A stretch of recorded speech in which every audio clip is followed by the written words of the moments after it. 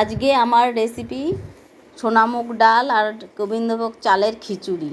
তার জন্য লাগছে গোবিন্দভোগ চাল নিয়েছি 250 গ্রাম, ডাল নিয়েছি 200 গ্রাম, কাঁচা লঙ্কা, সর্ষের তেল, জিরে গুঁড়ো, আদা বাটা, হলুদ গুঁড়ো, কাঁচা লঙ্কা, শুকনো লঙ্কা, জিরে, লবণ, ফুলকপি আর নিয়েছি গরম মশলা গুঁড়ো।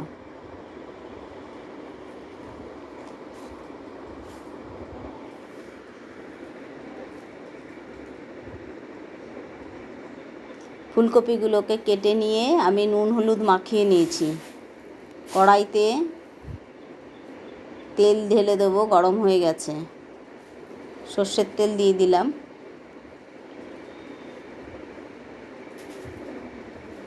এবার আমি সর্ষের তেল গরম হয়ে গেলে এবার দেব আগে থেকে নুন হলুদ মাখিয়ে রাখা ফুলকপি।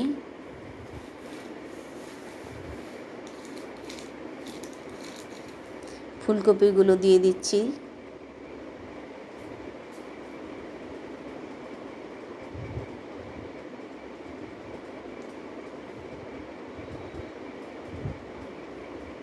এবার ফুলকপিগুলোকে আমি নেড়ে চেড়ে উল্টে দেব।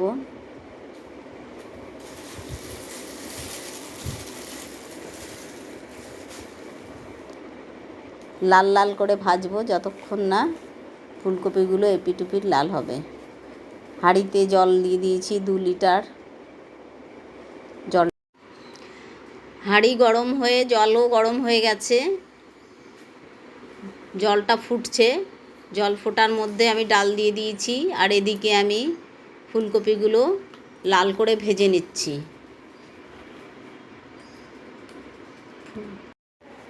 ফুলকপিগুলো লাল হয়ে ভাজা হয়েছে। এবার আমি হাঁড়িতে জল গরম হয়ে গেছে, এই হাঁড়ির জলে ডালও দিয়ে ডালটা ফুটছে। এবার আমি চাল দিয়ে দেবো। চাল দিয়ে দিচ্ছি। ডালটা একটু ফুটলেই চাল দিতে হবে।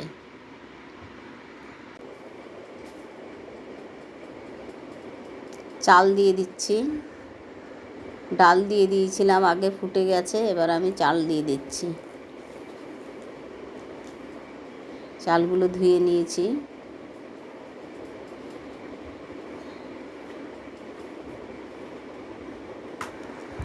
চার পাঁচটা কাঁচা লঙ্কা চিড়ে নিয়েছিলাম, সেই লঙ্কাগুলো এবার আমি হাঁড়ির ভেতরে দিয়ে দিলাম।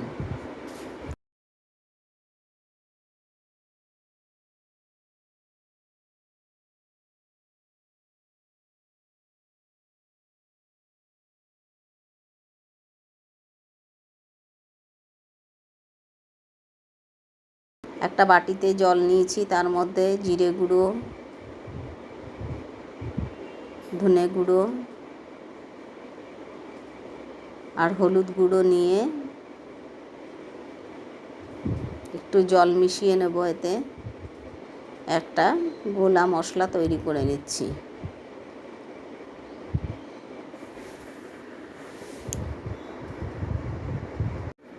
ফুলকপি ভাজার পরে তেল রয়েছে, তাতেই দিয়ে দিচ্ছি শুকনো লঙ্কা। শুকনো লঙ্কাটা একটু নেড়ে চেড়ে নিচ্ছি। লাল হয়ে গেল। শুকনো লঙ্কা লাল হয়ে যাওয়ার পরে এবার 5 ফোড়ন দিয়ে দিলাম। 5 ফোড়নটাও একটু নেড়ে চেড়ে নিচ্ছি। দেখতে হবে যাতে পুড়ে না যায়, এভাবে নেড়ে চেড়ে নিতে হবে। 5 ফোড়ন একটু লাল হবে, আবার আঁচটা জোরেও দেয়া যাবে না। নেড়ে চেড়ে নিচ্ছি।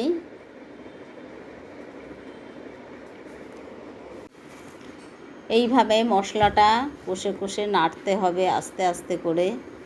আঁচটাও লো ফ্লেমে রাখতে হবে যাতে কিনা মশলাটা পুড়ে না যায়। আবার নেড়ে নিলাম।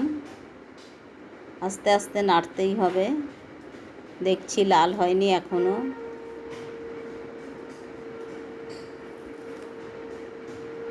এবার মশলাটা গুলে রাখা ছিল, সেই মশলাটা ঢেলে দিলাম।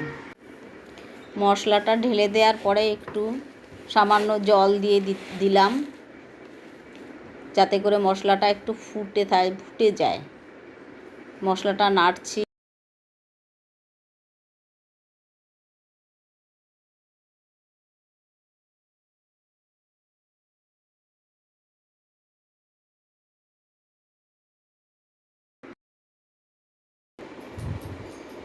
জলটা মজে গেছে, এবার আমি গ্যাসটা বন্ধ করে দেব।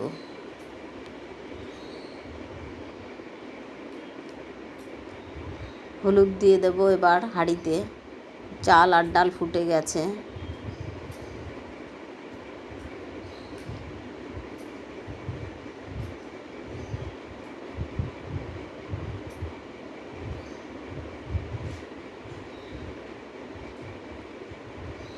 ভাজা ফুলকপিগুলোও দিয়ে দিচ্ছি, দিয়ে নেড়ে চেড়ে নিচ্ছি।